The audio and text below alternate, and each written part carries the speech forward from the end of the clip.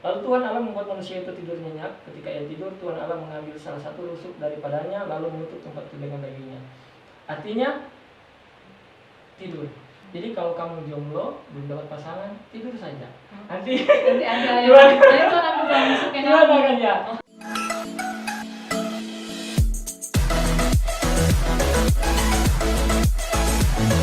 Shalom, kembali lagi bersama kami di N2BU, ngobrol-ngobrol bareng Ukom. Nah, pada malam hari ini di episode kedua kita akan membahas tentang the aim of dating. Pasti teman-teman bingung kan, apa sih itu the aim of dating? The aim of dating itu adalah apa sih tujuan pacaran?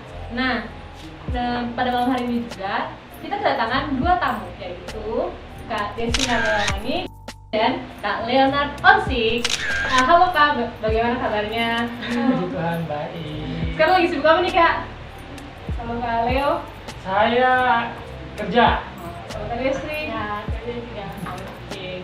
Nah Kak, ini banyak banget nih ada yang bertanya di Instagram juga. Terus di sini kita juga ada pertanyaan.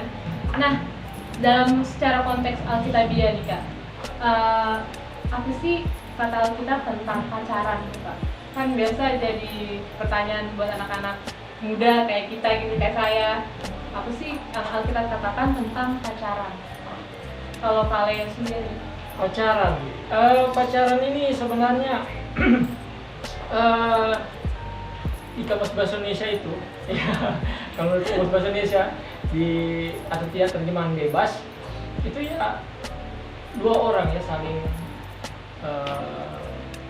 komitmen, saling berhubungan kayak gitu. Jadi istilahnya mereka sudah komitmen untuk berbagi kasih. Tapi setelah saya cari-cari ya kita itu memang susah ini pacaran ini yang mana, tidak ada yang ada itu hanya relasi. Relasi antar Tuhan dan relasi antar sesama. Karena pacaran itu berkaitan dengan sesama, ya, berarti relasi kita dengan sesama kita. Ya, sesama maksudnya bukan sesama pria atau sesama wanita, tetapi berlainan jenis kelamin. Dan seperti itu. Jadi yang dikatakan di Alkitab itu sebenarnya membangun hubungan relasi. Kalau di dalam saya kaitkan dengan Alkitab, firman Tuhan terdapat dalam Matius 20 berapa ya?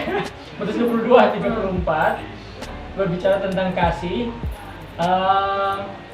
Kasihlah Tuhan Allahmu dengan segenap hatimu, bla bla bla dan seterusnya. Dan yang kedua, kasihlah sama manusia seperti dirimu sendiri.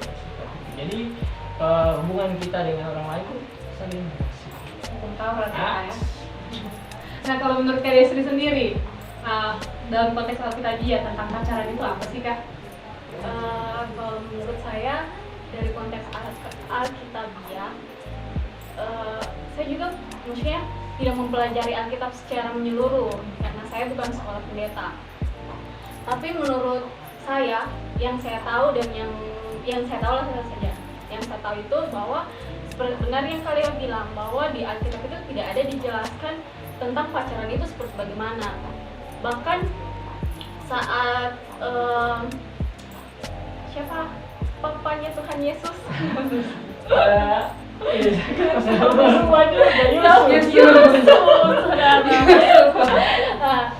Yusuf saat mengambil Maria pun tidak seperti yang kayak sekarang gitu, katakan cinta segalanya, tapi mereka itu seperti dijodohkan gitu, seperti dijodohkan. Jadi kalau secara Alkitabiah silakan teman-teman cari di Google atau di YouTube, bahkan hamba-hamba Tuhan di sana banyak mengulas tentang pacaran secara Alkitabiah. Itu sih kalau menurut saya. Tapi ayat-ayatnya itu yang paten untuk mengatakan bahwa bisa Pacaran. pacaran itu wajib dan lain sebagainya itu ya tidak ada. Ada. Ya benar banget, Kak Leo sama Kak Desri setuju. Aku juga nyari materi ini tentang ini. Jadi kayak memang sih di Alkitab tuh nggak ada yang kasih tahu tentang pacaran, tapi di Alkitab ini Tuhan bilang kayak gimana? Kayak tentang kasih tahu kita tentang standarisasinya kita sebagai seorang pemuda dan pemudi yang berintegritas Kristus gitu. Jadi kita harus jaga kekudusan, kita harus tubuhnya kita ini adalah bait Allah, itu ada di 1 Korintus 6 ayat 19. Itu ada Bunyinya. yang bunyinya oke. Gini, atau tidak tahukah kamu bahwa tubuh adalah bait Roh Kudus yang diam di dalam kamu, Roh Kudus yang kamu peroleh dari Allah, dan bahwa kamu bukan milik kamu sendiri, sebab kamu telah dibeli dengan harga yang lunas dibayar. Karena itu muliakanlah Allah dengan tubuh. Iya. Jadi itu. Nah, terus nih Kak, kalau menurut Kak Leo dan Kak Destri, tujuannya pacaran itu apa sih? Kalau Kak Destri duluan, tujuan pacaran tuh apa tuh ya? Ting ting ting. Kalau tujuan pacaran itu yang pastinya menikah kayak Kak Leo yang sekarang sudah berkeluarga. Mantap. Gitu. Tujuan pacaran itu pernikahan. Tapi kebanyakan sekarang kan pada tahu, oh iya tujuan pacaran itu adalah pernikahan. Tapi kebanyakan anak SMP, anak SMA, bahkan anak kuliahan pun masih semester awal, mereka tetap menjalani pacaran. Dan menurut saya, secara pandangan saya, sebenarnya tidak salah menjalin hubungan itu. Cuman mau sampai berapa lama pacaran itu gitu. Nah, dan menurut saya pacaran itu banyak menguras uang, banyak menguras energi, emosi. Iya. Nggak konsentrasi ya mau ngapain. Banyak menguras uang, energi, emosi, Iya. waktu, bahkan antar jemput. Iya. Nah, Murid Gojek ya? ya gitu. Itu sih kalau menurut saya tujuan pacaran itu adalah pernikahan. Kalau kalian rasa kalian sudah cukup untuk mau menikah, ya silahkan pacaran. Nah, kalau kalian sendiri, tujuan pacarannya dulu nih. Tujuan pacaran, ya. Tujuan pacaran ini memang seiring berjalannya waktu kita akan temukan sendiri sebenarnya apa tujuan kita pacaran. Tapi dari awal, ya jujur waktu masih ya remaja, kalau dengar orang pacaran itu kayak, aduh miris ya, kenapa saya belum punya pacar kayak gini, saya ini salah di mana gitu kan. Sampai SMP itu kan, sampai cidaha-cidaha awal gitu kan. Terus SMA lihat orang pacaran itu, oh asik sekali, bisa berdua, bisa ya punya status lah hubungan gitu dengan orang lain. Dan menurut saya itu keren, melihat orang pacaran itu wah keren mereka bisa ini. Tapi ternyata ketika saya alami yang namanya jatuh cinta, kemudian mau mengungkapkan kepada seseorang sehingga nanti jadian dan pacaran, langsung ya pernah juga sakit hati kan, ditolak ya. Seperti apa kan. Kemudian dari situ saya berpikir kadang iri dengan yang pacaran, kadang iri. Jadi tujuan saya awalnya tujuan saya pacaran itu hanya untuk iya, senang-senang Dari statusnya. Iya, ada status gitu kan. Nah, tapi ternyata setelah saya alami, kemudian setelah saya bertobat, terima Kristus secara pribadi, berdoa sama Tuhan, ternyata ya mulai diarahkan apa yang sebenarnya tujuan dari pacaran itu. Dan akhirnya yang saya dapati tujuan pacaran itu bukan hanya main-main, bukan hanya sekedar hubungan, tetapi menuju ke yang lebih serius lagi, dengan hal ini pernikahan. Seperti itu. Jadi selama pacaran itu harus jaga, jangan sampai kita pacaran ternyata yang kita hubungan belum menikah. Yang seharusnya kita lakukan nanti sudah menikah, kita sudah lakukan di pacaran. Nah, itu salah. Nah, jadi itu hati-hati. Kalau kita punya tujuan jelas, pasti akan pacaran itu akan berjalan dengan baik. Tapi kalau tujuannya tidak jelas, itu pasti akan belok-belok gitu. Oh, benar. Yes. Ya, saya mau tanya, kan Mega sekarang sedang menjalani hubungan. Iya. Nah, Oke. jadi tujuan Mega pacaran, Mega semester berapa? Sekarang sudah mau semester 9. Nah, semester 9. Itu berarti sudah mau dekat-dekat Iya. tugas akhir. Tujuan Mega pacaran apa? Oke. Jadi kan cuma kita yang ditanya. Ya, betul. Ya, jadi kalau aku sih tujuan pacaran nih memang sih dari pertama dari pertama banget kan udah kenal Kristus di PMD. Habis itu kayak dikasih tahu sama PKK aku, dibilang kalau pacaran ini apa sih tujuan pacaran, tanya-tanya tuh. Pertama bilangnya cuma kayak kalian lalu, kayak cuma pengen status, pengen hidupnya biar kayak ada yang perhatian gitu. Tapi ternyata itu salah. Jadi tujuan pacaranku, jadi kayak mindset tentang pacaran sudah terubahkan selain udah jalannya waktu tuh. Jadi sekarang ya jadi pedoman hidupku itu, tujuan pacaranku itu ya itu pernikahan gitu ya. Jadi terus di situ dari tujuan hidupku pengen punya pacar, terus tapi fokusnya itu setelah pacaran kita menikah.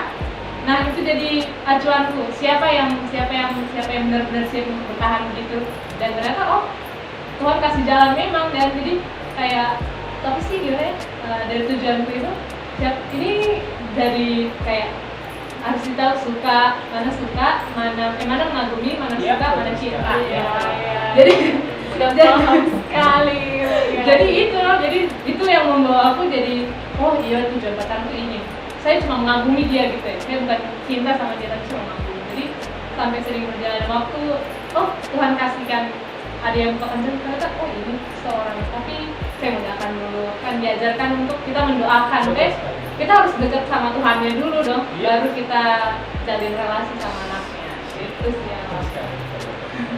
Saya tambahkan sedikit, jadi memang tujuan pacaran itu tidak lepas dari keinginan darinya kita, nafsunya kita. Jadi kalau kan tujuan berarti kita mau mengarah kemana. Kalau dasar hatinya kita sudah salah, pasti tujuan sudah salah. Jadi tiru dari yang betul-betul hatinya kita sudah benar sama, kita sudah dekat sama Tuhan. Kalau kita tidak dekat dengan Tuhan itu dekat dengan yang lain. Kalau kita sudah dekat dengan Tuhan, pasti akan diarahkan. Tuhan pasti akan diarahkan. Ya, kalau saya juga bisa tambahkan sedikit. Terus bagaimana, biasa kan ada yang tanya, Kak bagaimana ya kita sudah pacaran gitu. Kan belum, anak SMP, anak SMA itu kan kebanyakan belum tahu tentang edukasi bahwa tujuan pacaran itu adalah pernikahan. Ya mungkin faktor lingkungan, faktor keluarga yang mungkin yang cuma ikut-ikutan. Kalau menurut saya sih tidak, jangan dihakimi gitu. Jangan dihakimi karena mungkin dalam proses dia menjalani hubungan itu dia diproses juga, karena seperti firman Tuhan bilang, besi menajamkan besi, manusia menajamkan manusia. Jadi salah satu keuntungan keuntungan pacaran itu yaitu membentuk karakter satu sama lain. Itu bukan cuma kayak keinginanku ikuti, minta jemput, ada yang antar jemput, ada yang kasih makan, Ada yang terakhir ya? ada yang terakhir, tapi saling membentuk satu sama lain. Dan mungkin itu proses hidupnya gitu. Bahkan kadang kita kalau sama anak-anak Kristen gitu yang luar biasa rohaninya gitu, kadang ditanya sama teman-teman, kok sudah berapa kali pacaran? Kok sudah banyak gitu, tapi ternyata yang sudah banyak ini dia akan istilahnya mau untuk menceritakan tentang hidupnya. Mungkin dia sudah bagaimana lah gitu, tapi kita tidak boleh untuk menghakimi orang itu, kok ini tidak putus lah, begini, karena sesuatu yang dia jalani itu akan membentuk kepribadiannya. Intinya jangan melihat masa lalunya, tapi lihat apa yang dia lakukan sekarang. Itu sih kalau menurut saya. benar banget Kak, itu sebenarnya tujuan kita yang harus kita pelajari. Dan ini tujuan pacaran itu sebenarnya bukan mau main-main, tapi mau yang serius dan gitu loh, saling mengembangkan karakter satu sama lain, mengerti. Iya. Nah, kalau menurut Kakak nih, usia ideal untuk pacaran, siap untuk pacaran gitu, menurutnya kalian? Menurut saya kalau menikah ada ya usianya ya. Terus Berapa ya? 18 sampai sampai ya. iya, Kalau bisa sebelum 35 kalau bisa di atas 20, di atas 18 dan sebelum 35 tahun. itu kalau nikah. Yang bagus gitu yang ideal itu. Yang paling ideal sekali itu sekitar 20-an ya. Yang paling bagus. Cuma ya ada tapinya. Kita lihat apakah memang betul-betul kita siap atau tidak untuk menikah. Memang kalau standar usia berapa kita mau pacaran, kalau kita menikah, kalau pacaran ini pacaran. Pacaran itu adalah proses di mana kita akan menikah. Nah, jadi harus awal-awal dulu kan, biasanya seperti itu. Tapi kalau kita belum memahami apa itu pacaran, kita belum mengerti bagaimana hubungan kita, relasi kita dengan Tuhan, relasi kita dengan sesama, kita belum tahu, ya pasti tidak ada pacaran itu tidak punya tujuan. Ya akhirnya yang namanya pacaran hanya istilah saja, Kak. Oh, kita sudah jadian berarti kita pacaran. Iya. Ya, itu apa namanya fleksibel lah sebenarnya. Tergantung dari orangnya. Kalau dia memutuskan saya sudah siap, pikiran saya sudah dewasa, saya tidak mau main-main, saya siap pacaran. Supaya Kalau kalian sendiri, kalau saya secara pribadi, kakak saya kasih tahu karena ada beberapa yang belum pernah pacaran. Saya kasih tahu kalian kalau memulai hubungan itu alangkah baiknya itu di semester akhir. Kenapa?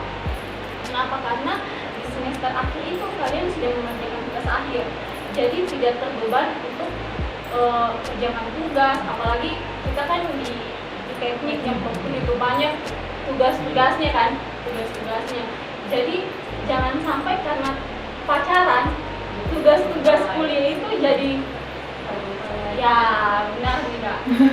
Jadi seperti itu. Dan kenapa di akhir-akhir semester? Karena di akhir-akhir semester itu sudah mau selesai kuliah dan sudah mau menuju ke dunia pekerjaan. Kalau di perkuliahan itu kalian praktek uangnya orang tua. Jadi bagaimana ya, uang orang tua yang orang tua setelah kerja keras untuk kasih kuliah kalian, untuk mungkin dikasih uang untuk ini untuk jajan, untuk makan di kampus atau fotokopi atau lain-lain kebutuhan kuliah, kalian pakai terakhir pacar gitu. Jadi kalau menurut saya menghambur-hamburkan uang orang tua.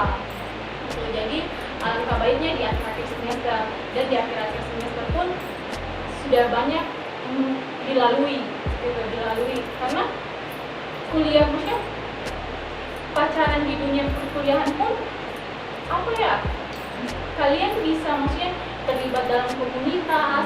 Kalau kalian terlibat dalam satu komunitas kan ketemu teman-teman yang lain, saling bicara satu sama lain, mengenal satu sama lain, mengenal karakter. Walaupun dekat-dekat, menurut tidak masalah gitu, tidak masalah karena dekat pun bukan berarti harus pacaran, itu kan saling mengenal satu sama lain.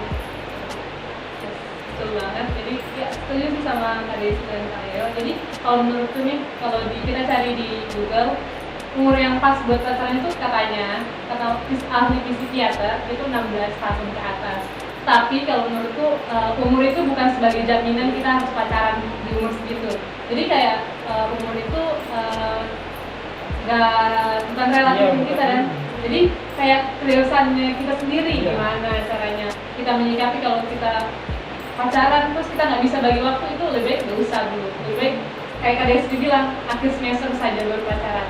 Karena biasa kalau kita pacaran kemudian kita belum siap, itu akan membuat kita lama, ya. Karena sama tuh terus sudah pengalaman. Jadi iya seharusnya sudah cepat selesai, tapi karena fokus antar jemput ya.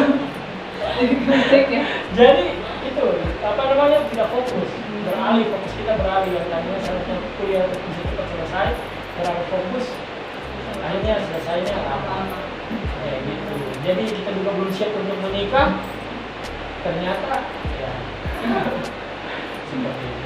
Nah, buat teman-teman yang di rumah, ingat ya, umur itu bukan buat sebagai sebagai batasan. Kita umur 20 tahun nih, kita harus udah pacaran nih. Enggak. Jadi itulah kalau mau pacaran, lihat sikapnya kamu sudah dewasa kah atau belum untuk menikahnya.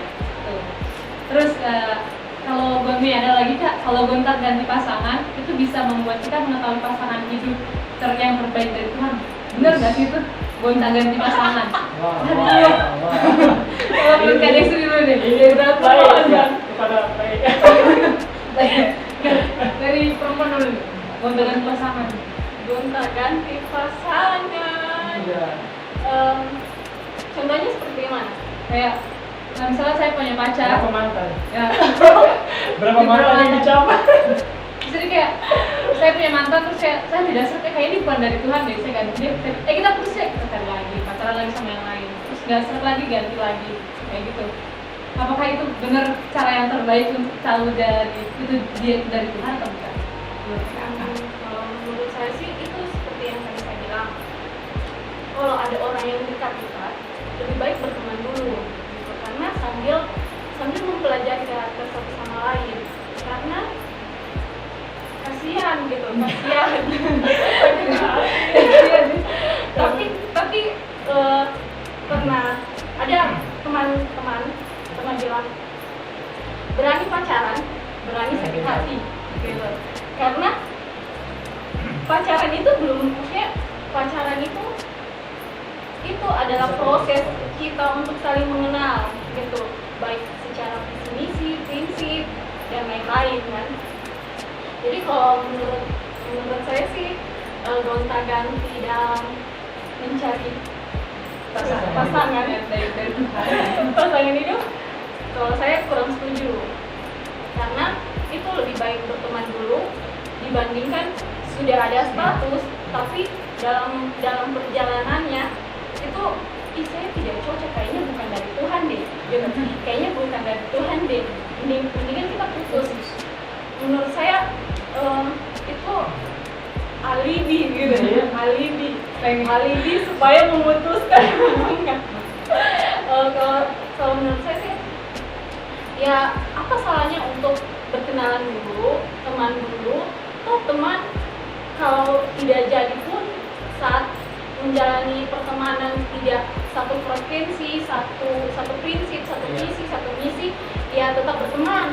Tapi kalau seumpama sudah menjalin hubungan, itu pada akhirnya jadi musuh. Kebanyakan seperti itu. Ya kalau seumpama ngomong nih, maksudnya kalau pacaran, maksudnya sangat disayangkan kalau seumpama sudah berteman baik, terus pacaran, terus putus, tidak berteman lagi.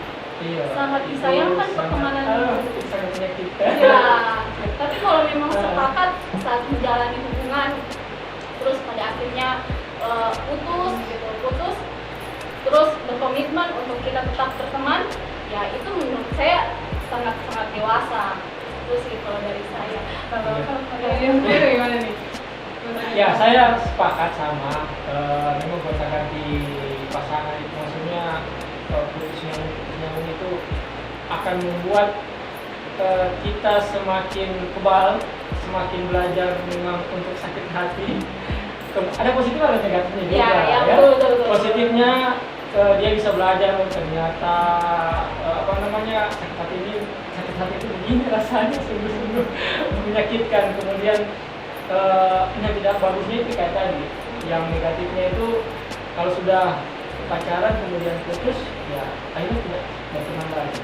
Bayangkan kalau misalnya kita putus, ya kita sudah pacaran sebanyak 10 orang itu kan ganti-ganti, 10 orang itu akan menjadi musuh kita.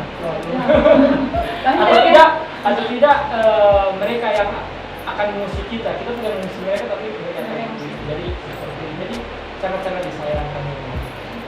Ada baiknya kalau misalnya tidak seperti itu. Memang kata firman Tuhan kita itu harus setia. Kalau bisa kita satu ya itu saja, komitmen setia. Kalau mau coba-coba ganti-ganti mencari dia yang terbaik atau bukan, itu sudah kata Yesus bilang tadi. Itu harus mulai dari pertemanan. Habis pertemanan, kalau menuju ke jenjang selanjutnya itu persahabatan itu dekat dan pertemanan. Kalau sudah seperti itu ya mulai masuk ke pacaran. Kalau sudah sahabat dekat itu sudah baku tahu hitam dan putihnya, itu tidak perlu lagi pacaran, langsung tunangan langsung nikah. Ya benar sih, kalau aku juga karena gonta-ganti pasangan itu, kalau menurutku yang terbaik dari Tuhan itu pasti yang terbaik itu pasti akan diproses dan dibentuk. Jadi dari proses yang awalnya itu kita kenal, mungkin kita harus benar kata Desi, harus punya relasi dulu sama dia. Kita tahu dia bagaimana, baru kita sama-sama dibentuk. Kalau kita tahu dia bentukannya bagaimana, sudah ya mungkin dia kayak ini pasti langsung ada klopnya gitu, dan jadi mungkin langsung ada chemistry itu langsung udah tahu, langsung tiba-tiba aku suka betul. Jadi aku untuk gonta-ganti pasangan. Jadi teman-teman, untuk jawaban dari Tuhan itu bukan gonta-ganti ya, tapi yang terbaik itu dibentuk bukan dicari gitu. Ya tambahan lagi, memang bagaimana caranya kita supaya bisa pastikan bahwa dia terbaik dari Tuhan, itu adalah dengan dekat dengan penciptaan. Begitu. Ketika kita dekat dengan penciptanya, dekat dengan Tuhan, pasti selanjutnya kita akan tahu sendiri. Ya, betul banget.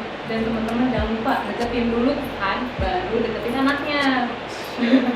Oke nih Kak, jadi kan kemarin kita buka open question di Instagram, terus ternyata banyak banget yang tanya. Nah, kita pilih pertanyaan terbaik nih.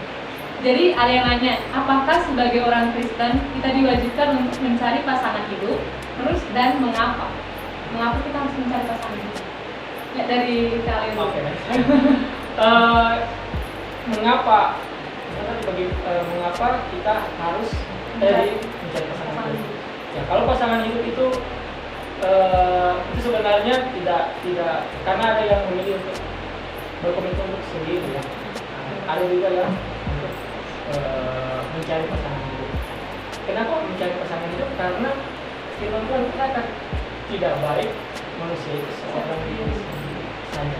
Iya, harus ada seorang pendamping. Karena itu firman Tuhan katakan tidak bagus kalau dia sendiri. Itu lebih bagus karena yang ketika dia jatuh ada yang bantu dia menangkan dia, mengingatkan dia, menasihati dia, sehingga sama-sama bertumbuh. Kalau saya sendiri bagaimana? Sebagai seorang Kristen ini, karena kita harus mencari pasangan.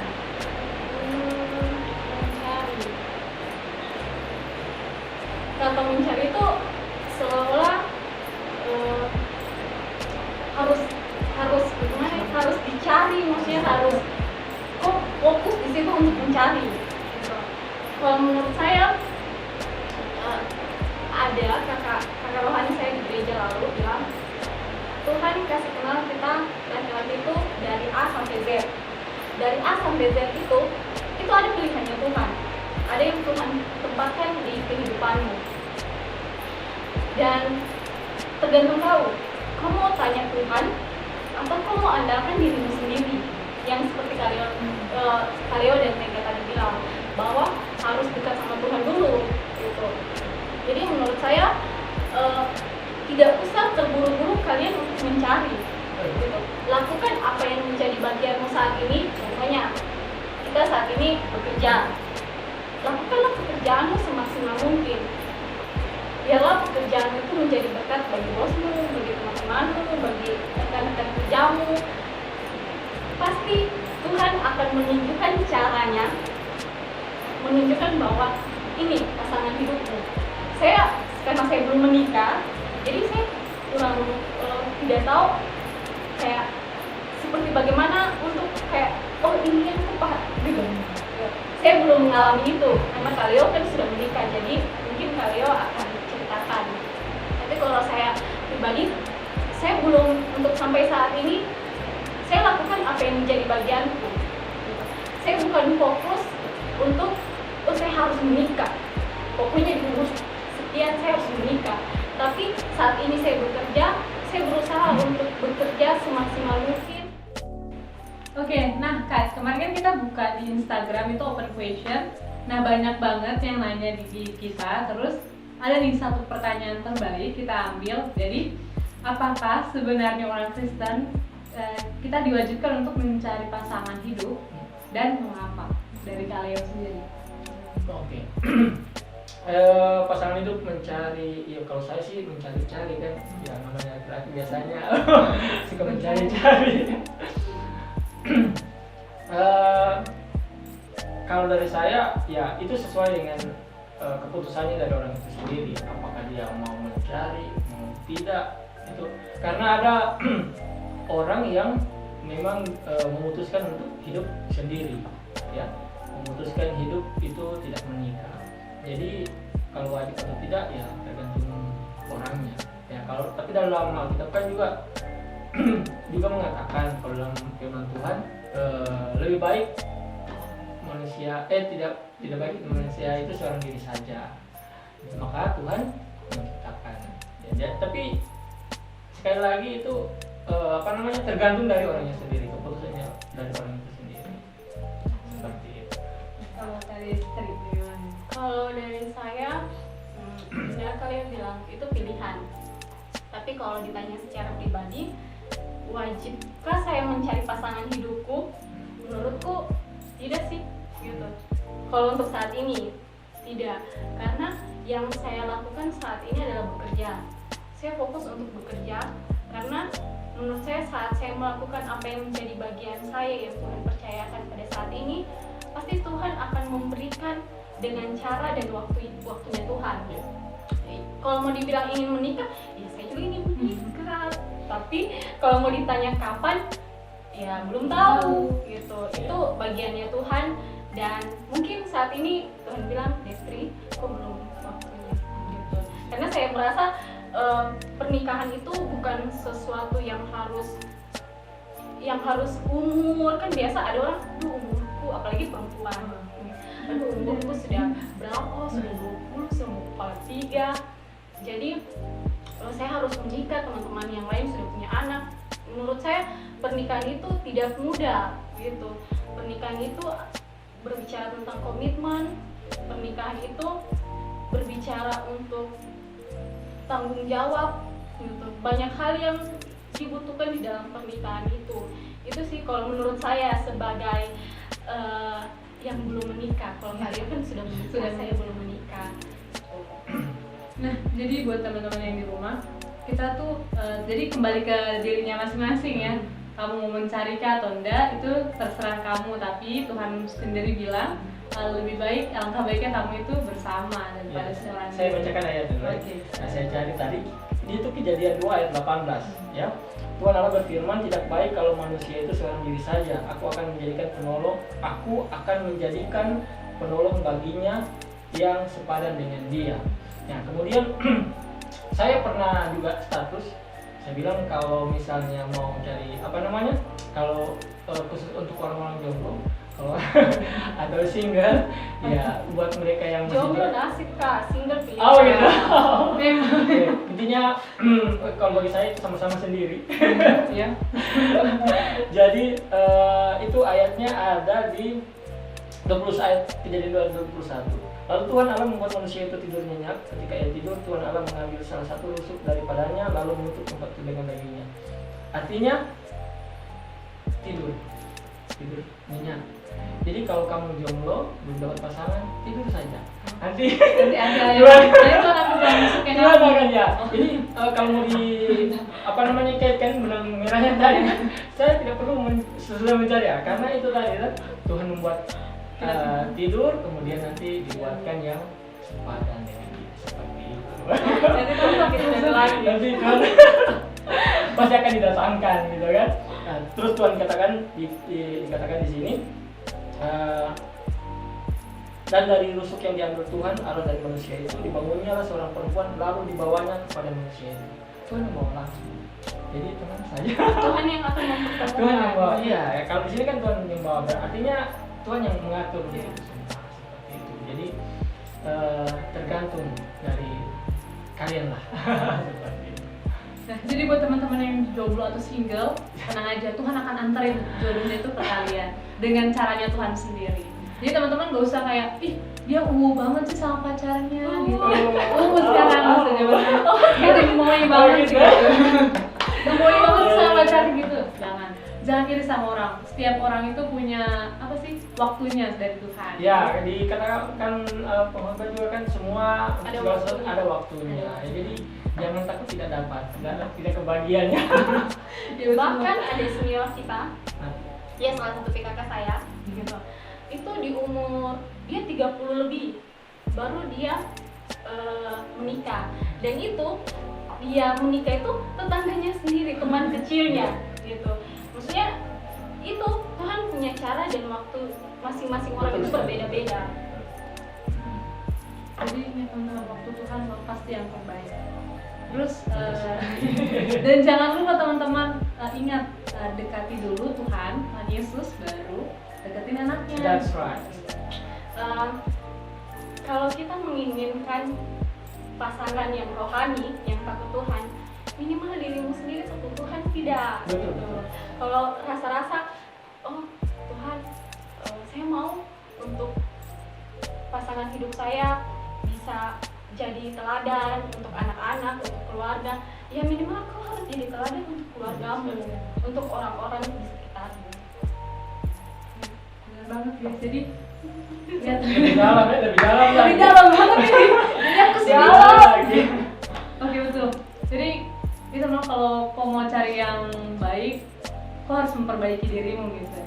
Apakah kau sudah layak untuk dia atau kan belum? Jangan cari yang aku mau cari yang terbaik tapi dirimu masih yang down, yang nggak bukan sepadan buat dia gitu. Jadi buatlah dirimu sepadan untuk dia nanti.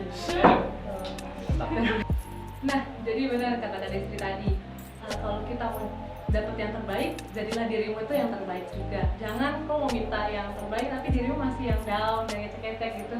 Jadi jangan sampai kau tidak sepadan untuk dirinya gitu. Iya.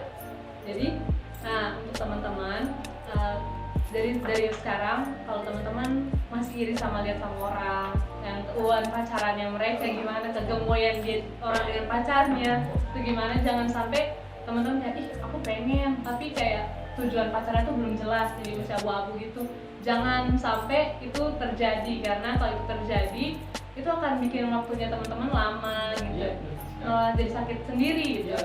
Oh itu memang, dan sakitnya itu tidak sebentar, Iya. sakitnya itu lama, butuh proses yang Lama untuk pulih dari Iya sakit betul gitu. sekali. Jadi teman-teman kalau mau ingat pertama itu harus doakan. Jangan sampai teman-teman saya mau sama dia, saya deketin terus. Jangan sampai teman-teman punya usaha nggak andelin Tuhan. Berusaha tanpa andalkan Tuhan itu namanya kesombongan teman-teman. Betul. Tapi kalau berdoa sekaligus dengan berusaha itu pasti Tuhan akan bantu deh. Tapi kalau teman-teman berdoa terus tapi nggak ada usaha sama aja sia-sia gitu. Jadi jangan lupa untuk berdoa sama Tuhan, bawa itu dalam doa. Siapa tahu waktunya Tuhan itu udah deket lagi sama kamu untuk dapetin jodoh gitu kan, tiba-tiba Tuhan aku mau dong punya pacar yang kayak gini, tapi bantu aku untuk kasih tahu petunjuknya gimana gitu. Jadi jangan sampai lupa untuk deketin bapaknya dulu baru deketin anaknya. Nah terus ada juga di dalam sebagai peganganku sih lagu ini di Roma 1 ayat 10 itu dia bilang, aku berdoa semoga dengan kehendak Allah aku akhirnya beroleh kesempatan untuk mengunjungi kamu. Jadi itu dong yang selalu dibilang, ya berdoa sama Tuhan biar nanti aku itu bisa ngunjungin dia gitu, jemput dia untuk jadi pasangan hidup aku nanti gitu kan. So teman-teman tetaplah berdoa karena berdoa itu nggak ada ruginya, apalagi untuk menemukan yang benar-benar sejati daripada Tuhan itu nggak ada ruginya. Jadi sampai ketemu di episode berikutnya di N2BU ngobrol-ngobrol bareng Ukom part 3. Terima kasih. Dah. Shalom. Shalom.